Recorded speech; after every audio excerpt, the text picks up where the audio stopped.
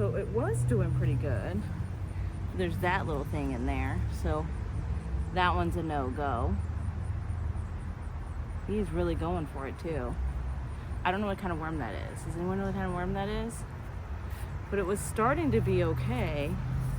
And then I saw the holes in it again. So I ended up just doing a voiceover for this section because I don't have my mic on. We do live in a busy area, so it's a lot of noise. Can't really hear me too well.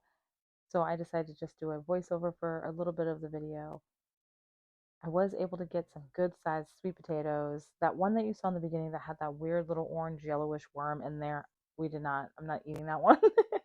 Not just because, it's bad, but just the simple fact that it did have a worm in there and it was really trying to burrow in there. And I don't know how much really got penetrated all the way through.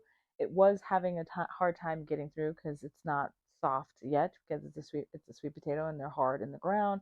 So it's still really firm, but it had a bunch, and I mean a bunch of those little tiny burrowing holes in it. So I did not want to use that. Uh, I'm not too sure how good it would be on the inside. So I took that one as a loss, but a lot of them, I think I was able to get 5 or 6 really good ones. We're going to try and use that in our Thanksgiving meal this year. I started curing them maybe about 10 days or so ago. So this is kind of an older video. And I did like 70 to 85% ish temperature with a relative about the same humidity. All I did was I put it in a pot, a big pot, put all 5 potatoes or 6 potatoes in there, and then I put a little cup of water. I didn't want to keep spraying them because that will mess up the skin and the texture of the potato itself. But when you talk about humidity, it's just moisture that's being, you know, put into the air from heat and all that kind of stuff. So I just put a little jar of water in there. I'll fill it up every once in a while. And right now it's keeping that little pot that I have. So if you don't have like a humidity, like a room for humidity and temperature, I have my temperature gauge in there that I bought off at Amazon. And then I put, like I said, it's just a big, huge pot. And I put the lid on top. I covered it with a blanket, wrapped it around, put it on my heating mat because it is cooler right now. It's not getting up to a higher temperature.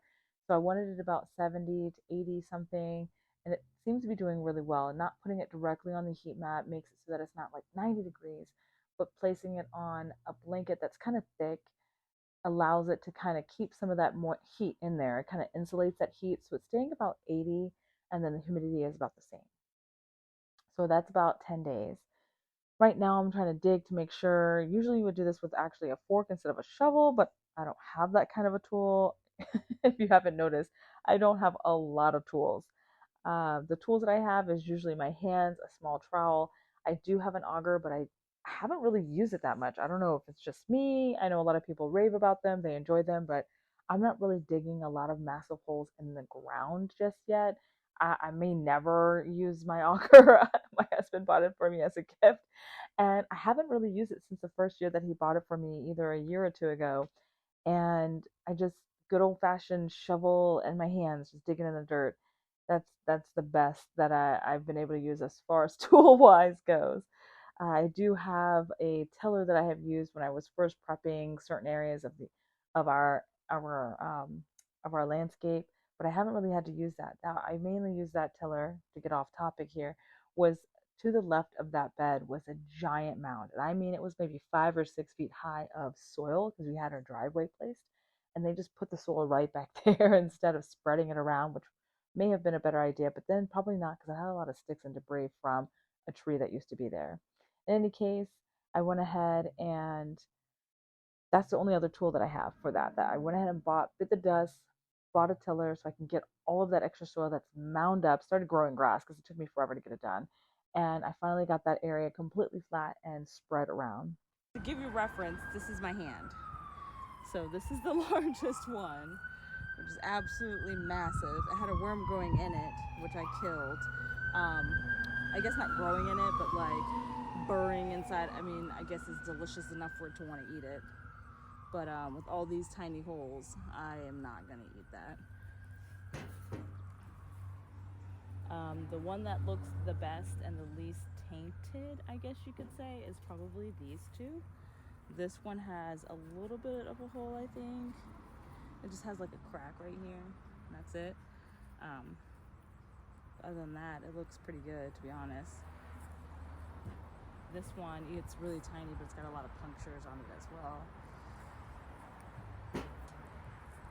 This one looks pretty good. It has just one spot where it has a blemish of some kind. I don't see any other burrowing type holes in it, so that looks like it'll be good. And then the rest, let me see if I can find anything else. This one looks pretty good too, actually. I saw this one spot right here, but I can't see how far down it goes. Doesn't look like it goes that far deep, so this one might be okay other than that right there, but I can't. Oh wait, no, there's another hole right here, so maybe not this one either. I don't really know. We'll see. This one got munched up pretty big as well. Guess we learned something this year. I don't know if it's because I waited too. Ooh, that's really pretty. Tori. Oh, the only good part of fall. It was really pretty for like half a second. Like literally all of them just started falling at the same time. That's in the no pile. This one looks like it's in the no pile either, just because it's got quite a bit of blemishes. I wish it would all just look like the other two that I have that look like they're good, but there's a lot of holes in these. And then this one as well has quite a bit of blemishes as well. I don't know if that's okay to eat or not. So out of all of that, we get 2 good ones and several of them that are kind of a no. But right now I'm just gonna add some more stuff to the bed. It's already still pretty nice. Getting the other containers emptied and ready for the next plant.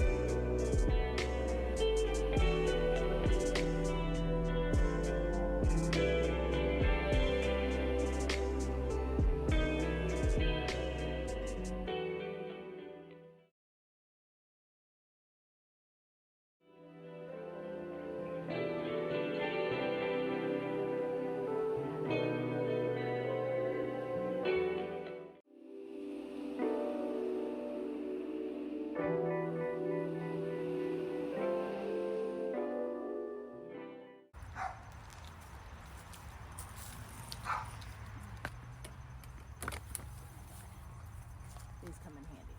They're really good. I mean, I don't know who they belong to or what they're Greenwood. I mean, it's last several years for us. Never had any issues.